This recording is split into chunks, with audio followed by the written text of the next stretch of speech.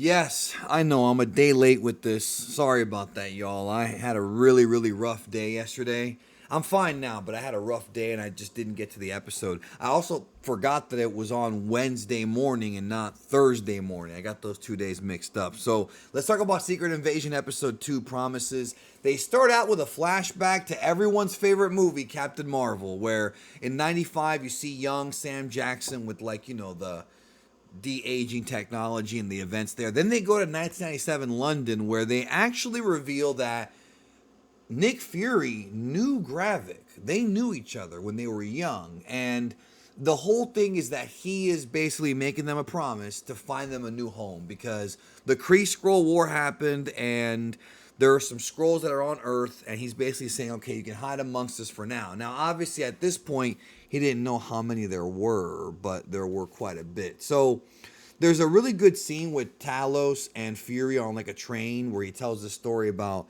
like when he was young and whatnot.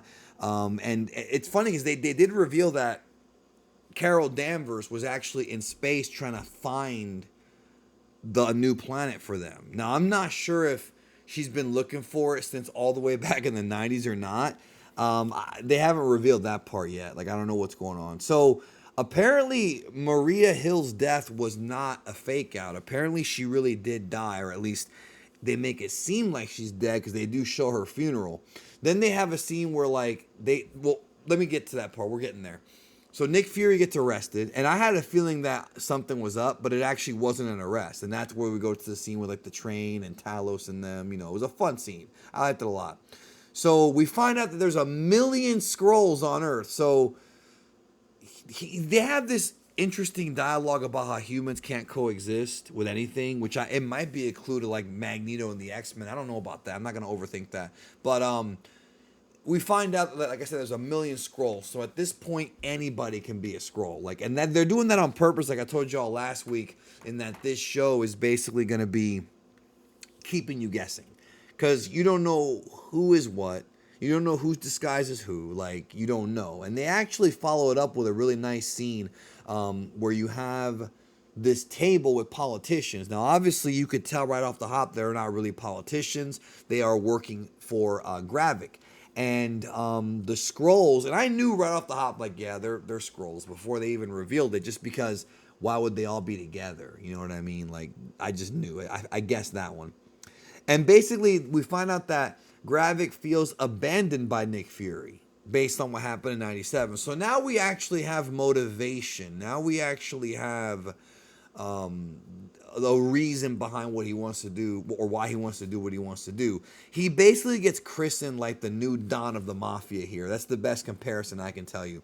And we find out that Talos is secretly trying to resolve this privately. And that makes you wonder, of course, is it really him? Is it again, you're going to be guessing a lot in this show. I think they're going to have a lot of twists as far as figuring out who is who, like what I said last week. So we have this cool scene with Rhodey talking to these like world leaders about what happened in Moscow and how there's about to be like a major international crisis or a third world war in Russia. And that's kind of interesting because, man, them talking about Russia, especially with what's been going on the last couple of years, is so weird. Like, it's so strangely.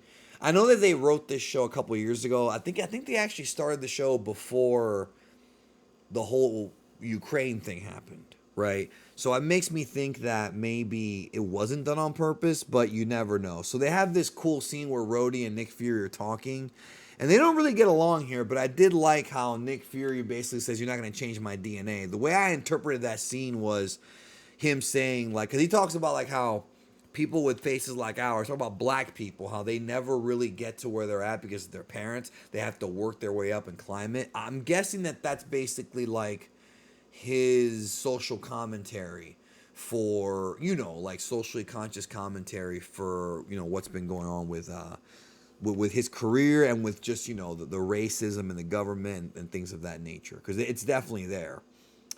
So, and that was a good scene. So they go to the episode.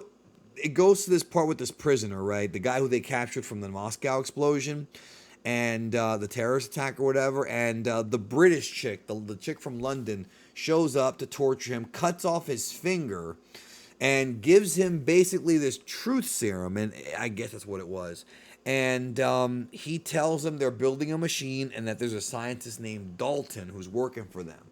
Now, the way that that was, you know, the way that that was sort of explained was like later on, because at the end of the episode, Gravik does show up and he tells him, he's like, "What'd you say?" And he's like, "I lied the whole time." So to me, either the truth serum wore off before Gravik came in there and he was able to lie to Gravik, or he really did lie the whole time and the truth serum didn't do anything. That's the big mystery that I felt. Now, they had a really cool scene where Gaia is going through the computer and she finds that the Skrulls are experimenting with a bunch of different aliens like Groot, Frost Beast, the Obsidian, and the Extremis. Just stuff that's referenced from older Marvel, older MCU movies and shows and whatnot. So then she ends up having this reunion with Gravik where they're trying to rescue the prisoner, and of course they do rescue him. And as expected, Gravik of course puts him out of his misery. But before that happens, they ended this scene where Fury goes home and he meets his wife. I don't even remember him having a wife in previous Marvel movies. Did he have a wife? Like, was this in like, I don't remember them ever showing him with his wife. I don't remember. I'm being honest with you. It may have been in like Winter Soldier. I do not remember them. And if I forgot, I forgot. Some of these movies I haven't seen in a while. But obviously, it feels like first of all, that kiss with his wife was a weird scene. Like, seeing Samuel L. Jackson kiss in a movie, like, he's not the type of actor I would think to do like romantic kisses. So it was just weird. Like, I've seen a lot of Samuel L. Jackson movies, a lot, and I don't think I've ever seen him do a kissing scene. I'm trying to think right now, bro. I've seen everything from Do the Right Thing, Jurassic Park, Pulp Fiction, all of the other Tarantino movies. Don't recall him ever kissing anybody. So that was weird seeing that. Again, maybe I'm wrong. But it seems like his wife has been either killed by a Skrull, or she always was a Skrull, or she's been kidnapped and replaced by a Skrull. The big thing about this show, as I told you guys, is everyone's a Skrull, man. Everyone's a Skrull and nobody's a Skrull. You should suspect that everybody's a Skrull. Hell, for all we know, in some of the scenes with Nick Fury, he might actually be a Skrull. And it gives Marvel a great opportunity to deliver some really interesting twists to where you want to go back and rewatch it again, right? They could do like a thing, like a Christopher Nolan movie where you go back and you rewatch this stuff, but this time you have context for who is and isn't a Skrull, and it makes the show fun to watch again. Because these Disney Plus shows, man, they're not doing so well. I really am starting to believe that the comic book fatigue is kicked in, not just with Flash, but also the other like lesser drawing movies. I do feel like they're putting out too much content, not just Marvel but DC as well, and we really need to scale this back, man. Like the whole 3 movies a year plus like 3 Disney Plus shows a year or 2. It's just a lot. It's a lot, and they really need to scale this back, my friends. I think people are getting sick of it. Either way, though, this show is still interesting. I love the gimmick, how you don't know where it's going and who's what. And this episode, I like the first one more, but this is still going to keep building on the story. 4 more episodes to go. All directed by Ali Selim. He's the guy who directs pretty much the entire series. He didn't write it. Kyle Bradstreet was the guy who's the showrunner. He's the main writer, but still, he's the director. Anyways, those are my thoughts. Let me know in the comments what you think. See you next time. Oh, and later today, Indiana Jones review. Stay tuned.